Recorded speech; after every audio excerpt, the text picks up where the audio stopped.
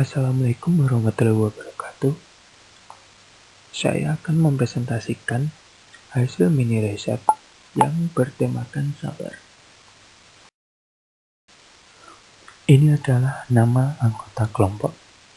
Yang pertama adalah Muhammad Bayu Prasetyo Aji, yang kedua Abdullah Adlan, dan yang ketiga adalah saya, Dian Putra Ikwanto. Tujuan dari mini riset ini adalah untuk mengetahui tingkat kesabaran mahasiswa ekonomi pembangunan kelas D mata kuliah Islam dan IPTEX dalam menghadapi suatu masalah dan cobaan. Definisi dari kata sabar. Kata sabar berasal dari bahasa Arab, yaitu dari kata sobaru yasbiru, yang artinya menahan. Sedangkan secara istilah, sabar adalah menahan diri dari segala macam bentuk kesulitan, kesedihan, atau menahan diri dalam menghadapi sesuatu yang tidak disukai dan dibenci. Adapun sabar secara luas adalah menahan diri agar tidak mudah marah, berkeluh kesah, benci, dendam, tidak mudah putus asa, melatih diri dalam ketaatan, dan membentengi diri agar tidak melakukan perbuatan keji dan maksiat. Menurut beberapa pakar, yang pertama Ibnu Qayyim al-Jauziyah, sabar artinya menahan diri dari rasa gelisah, cemas dan amarah, menahan lidah dari keluh kesah, dan menahan anggota tubuh dari kekacauan. Yang kedua, menurut Muhammad Jauhari, sabar adalah bertahan diri untuk menjalankan berbagai ketaatan, menjauhi larangan, dan menghadapi berbagai ujian dengan rela dan pasrah.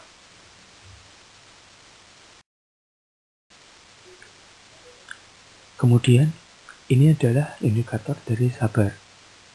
Yang pertama adalah sabar terhadap kehidupan dunia. Maksudnya adalah sabar dengan tipu daya dunia dan menyadari bahwa dunia ini adalah sifatnya fana. Yang kedua, sabar saat terkena musibah.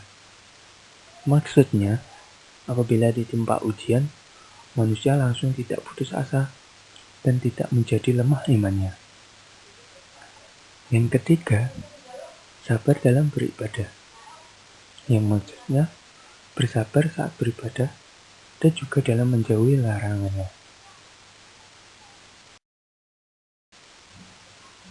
Ini adalah ayat Al-Quran tentang sabar. Yang pertama, Quran Surat Al-Baqarah ayat 153 yang berisikan, "Hai orang-orang yang beriman, jadikanlah sabar dan sholat sebagai penolongmu. Sesungguhnya Allah beserta orang-orang yang sabar." Dan yang kedua, Quran Surat Al-Baqarah ayat 45 yang berisikan, "Jadikanlah sabar dan sholat sebagai penolongmu. Dan sesungguhnya yang demikian itu sungguh berat, kecuali bagi orang-orang yang khusyuk."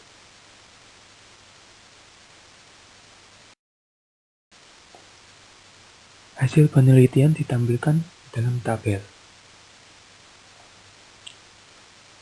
Indikator pertama, sabar terhadap kehidupan dunia.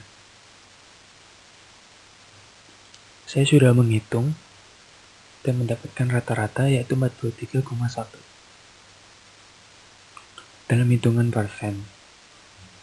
Yang kedua, indikator sabar saat terkena musibah, mendapatkan rata-rata 50,6. Indikator yang ketiga, sabar dalam beribadah, dan mendapatkan rata-rata 41,8. Kemudian, indikator ketiga ini, saya mendapatkan rata-rata yaitu 45,2.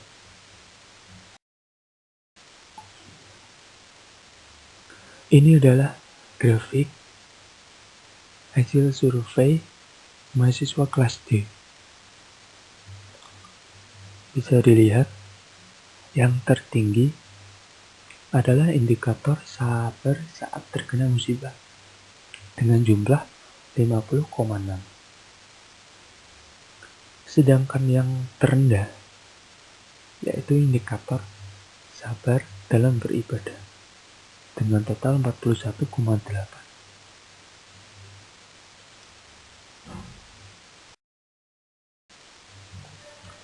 Ini adalah persentase dalam setiap pertanyaan dalam kuesioner. Yang pertama, selalu menahan amarah saat dijahili teman. Persentase terbanyak adalah sering, yaitu 41,4%. Yang kedua, selalu mengeluh saat tugas banyak. Persentase terbanyak adalah pada sering, yaitu 41,4%. Yang ketiga, selalu melakukan maksiat. Persentase terbanyak adalah sering, yaitu 41,4%. Yang keempat, selalu meminjamkan uang saat teman membutuhkan. Persentase terbanyak adalah sering, yaitu 44,8%.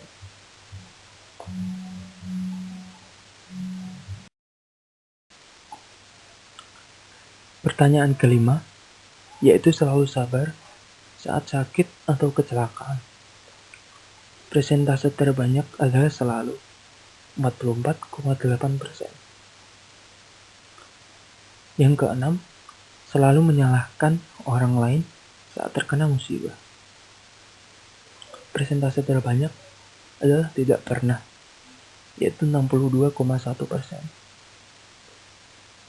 Yang ketujuh, selalu mengucap innalillahi wa inna ilaihi raji'un ketika terkena musibah.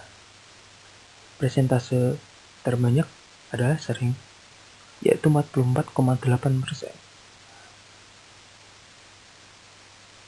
Yang ke-8, yaitu selalu khusyuk saat beribadah. Persentase terbanyak adalah sering, yaitu 44,8%. Pertanyaan ke-9, tidak pernah batal saat puasa. Persentase terbanyak adalah sering, yaitu 35,7%. Yang ke-10, selalu tepat waktu saat sholat 5 waktu. Persentase terbanyak adalah sering, yaitu 44,8%. Kesimpulan, hasil survei ini menunjukkan bahwa tingkat kesabaran mahasiswa kelas D rata-ratanya yaitu 45,2.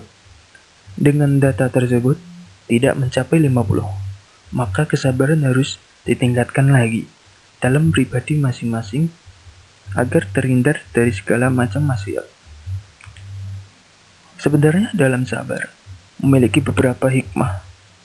Yang pertama adalah Allah bersama orang-orang yang sabar.